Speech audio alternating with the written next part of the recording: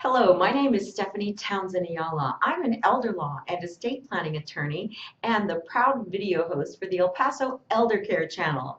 Today, we're speaking with Lisa Klaes, owner of Caring Senior Service, a service in El Paso for folks in need of care in the home. Tell me, what kind of services do you provide?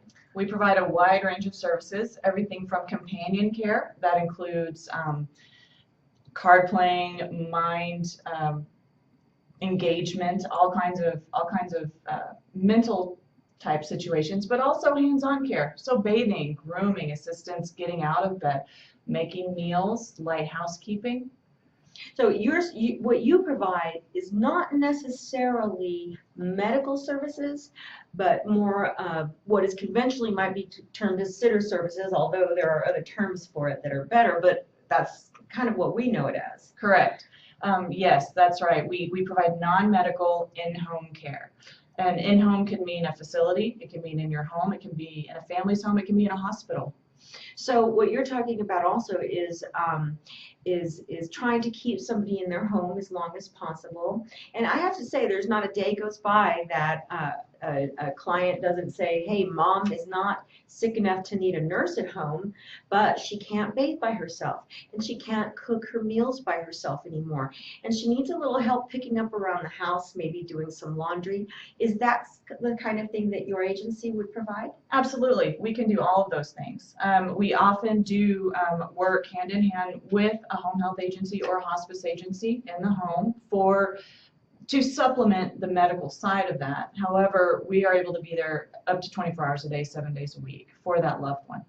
That's very difficult to have to pay for that kind of care in the home. I know that many folks, the whole idea of what you're doing is to try to keep people at home as long as possible. Absolutely. And a lot of people are afraid of asking for your services because of the cost. There's a lot of fear of, mom needs help, but I don't want to call you because I'm afraid it's too expensive. And what are some of the things you want people to understand who are starting to need this care for themselves or for their parents? Sure. We understand absolutely that the cost is an issue. I mean, that's something that everybody deals with on a day-to-day basis as far as where do you allocate your funds.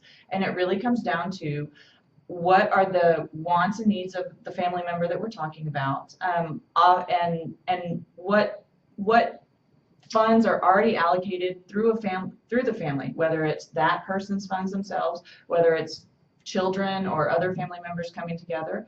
Long-term care insurance has become much more prevalent since we opened in 2005. We work with many policies now, whereas before it just wasn't really something that was a consideration.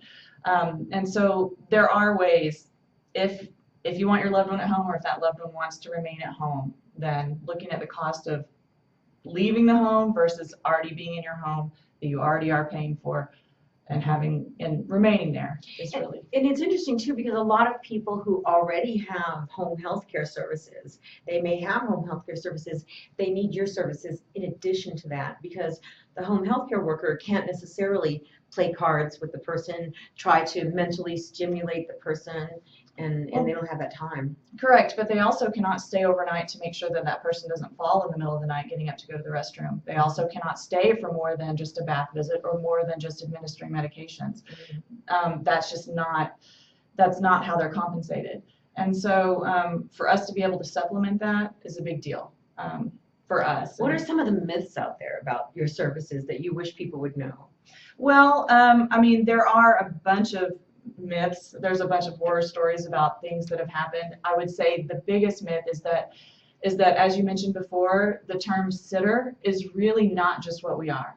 We want people to remain at home. And so when you ask for help and we go there, it's because you're going to remain independent. It's not because we're limiting that. It's to enhance the independence. And it's a lot more than just sitting with somebody. It is hands-on care, full hands-on care in many cases. Cooking for them, cleaning for them, helping in the bathing. bathroom. Yeah, absolutely. Bathing, making sure somebody doesn't fall in a bathroom, making sure that somebody can safely enter and exit the bathroom itself, making sure somebody can safely get out of bed, making sure somebody doesn't what we call elope, or just leave their home because they're a little confused that day about things. Making sure they're getting the proper fluid intake, making sure that they're getting the proper meals that they need, making sure that we're reminding them to take the proper medications at the proper time. Medication compliance is a very big part of hospital readmissions that that can inhibit being independent. Right, and I think about what some of the reasons that my elderly clients will give for saying no thanks to your services. I know a lot of folks who need the services will refuse them. Sure. And how do you get over that when you have these elderly, I think I find among my ladies as well, these older statesmen and stateswomen who have been caring for everybody all their lives, and they cannot accept the thought of somebody caring for them. Sure. Really, it's about building trust, and that's hard to do. I mean, these are strangers when you first meet us coming into your home, and of course, there's going to be that wall in many situations. So we work very hard to build trust with our management team, and then our management team works with our clients for the caregivers that come into the home. So our clients never meet a stranger. But as far as going back to what you were saying about somebody accepting help, it's really getting over that hump of understanding that because you're getting help, you are going to be more independent than if you were not going to receive the help. And how do you help them understand that? Like get over having a stranger in the home when they've never had a stranger in the home before? Okay, good question. Well, again, we start with our management team. We make sure that no caregiver that goes to a home ever is sent by themselves. Mm-hmm. So for us, we make sure to personally introduce every new caregiver to our clients. And it's through the trust with our management team. And it's through whether it's multiple meetings prior to beginning care, whether it's family meetings, whether it's phone calls.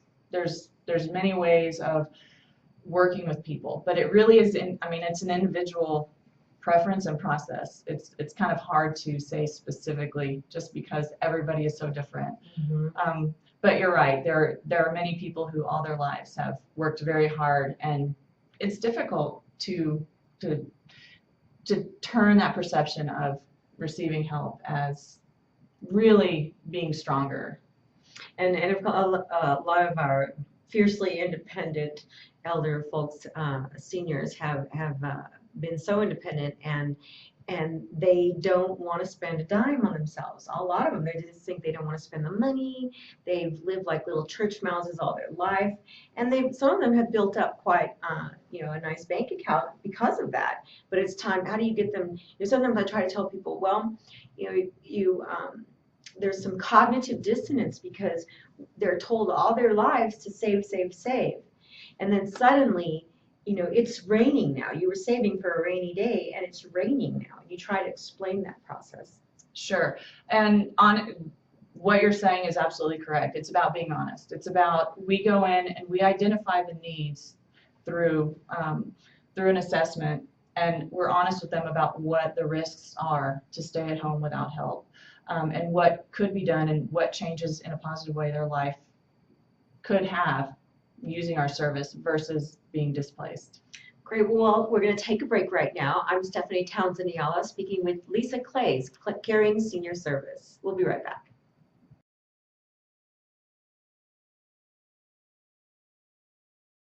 We are back with Lisa Klaes, owner of Caring Senior Service.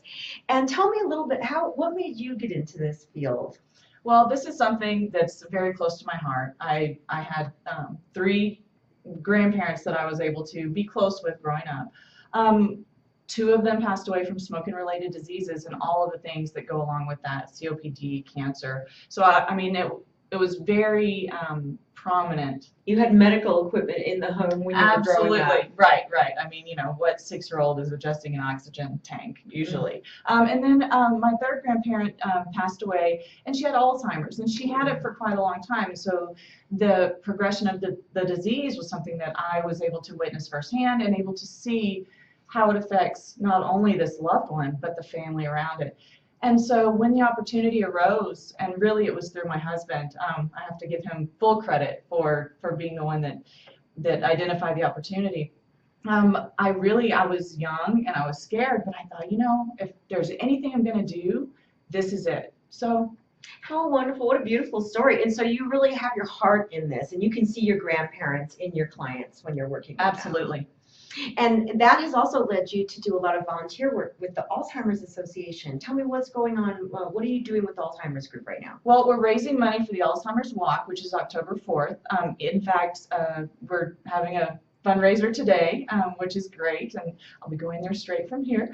And so we work a lot with the Alzheimer's Association. We also, though, work with the Parkinson's Association and several other. We do a traumatic brain injury group in town. Right, correct. A durable medical equipment drive every year where we ask for donations. We coordinate with churches and different agencies even through the community to gather durable medical equipment for people that cannot afford it.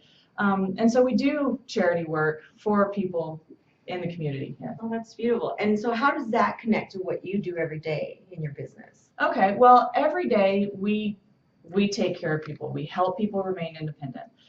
We understand that not everybody can afford our type of service, and so it's important for us personally to be able to also help people that can't afford our type of service. There's so much need in our community. Correct. And so being able to do that, honestly, it's a little bit selfish because it just fills my heart and it fills my staff's heart to be able to do that. That's beautiful. That's so nice. And so how many people are you able to serve in the community? I mean, do you go all over town, or do you serve at one area? No, we go all over town. We even can go into New Mexico slightly. It just, depends on the situation. But no, we're not limited to a certain area of town at all. Oh yeah, because we are on, New Mexico is a suburb, really. Correct. Of Paso. Yes, ma'am. So you do southern New Mexico and West Texas. Yes. And what are some of the things that you wish people knew before they sought your services? I wish that they would seek out our services sooner. And what I mean by that is that there are many times that somebody has fallen already, or they have a medical condition that would warrant having some support because of the safety in the home. And really, safety is a big part of what we do. So if you've already fallen, then that's a little bit behind the timeline of ideally having somebody there to help you. And so I wish people would seek us out sooner, and also understand that we are part of the healthcare continuum as far as safety, as far as medication compliance. Evaluating the home and making sure that there's not throw rugs that are going to trip somebody with Parkinson's, various things like that. It's a beautiful rug that you got in China. Let's hang it on the wall so that you can still keep that rug and see it every day, but you don't have to fall. Yeah, don't let it get in the way of you being safe. Right, correct. And so we have a lot of folks who are two-person lifts as well. And so that's another issue. How can you stay in the home when it takes two people to help you get off the floor if you fall? Sure. Well, our goal initially is for somebody not to fall. So if somebody is a fall risk, our caregiver should be right with them all the time. We work on prevention. I know the fire department would appreciate that because they get called. I have clients who call the fire department almost every day to come pick them up. Sure. And so ideally, we prevent that. That's really what we want, is prevention. However, after that, then that's when, if somebody were to fall, then we call our manager. Our caregiver is instructed to call the manager right away. Also, if there is a need, and this doesn't happen very often, thankfully, if we do need to call for medical attention, we're not just going to haul somebody off the floor without making sure that they're safe first and uninjured. Sure. But having somebody there and preventing the fall is what we are for. Those are red flags, folks. And I guess anybody listening, if you have a parent who has been falling recently, that's a red flag that something has to change, that there is something worse coming in the future. 70%, I believe, of all falls among the elderly result in either death or major incapacity.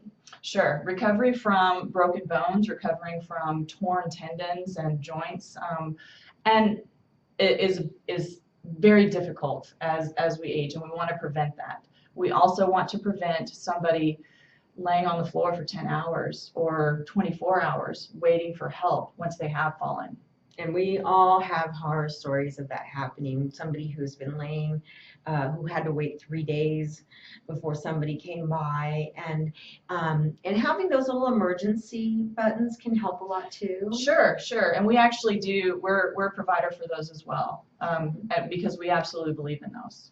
And how many people do you think could use the services in El Paso? I mean, are you aware of how big the community is that needs your services right now? Sure. Well, there's close to 200,000 seniors living in El Paso right now, and so I mean, I would venture to say that a solid 60, 75, even 80% of those people could at some point, either themselves or a loved one, use our services. So there's probably over 100,000 people in the community who could use the services at any given time. Correct.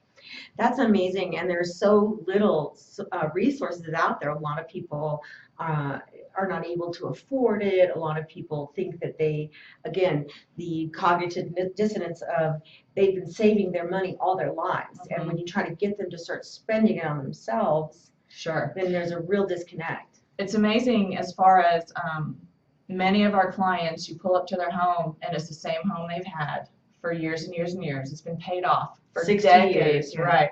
And it's because of that they are able to afford our services. And so what we ask is that anybody in a position to identify a need, don't make a judgment until you let them decide themselves. Let that person or their family decide, because oftentimes what you see is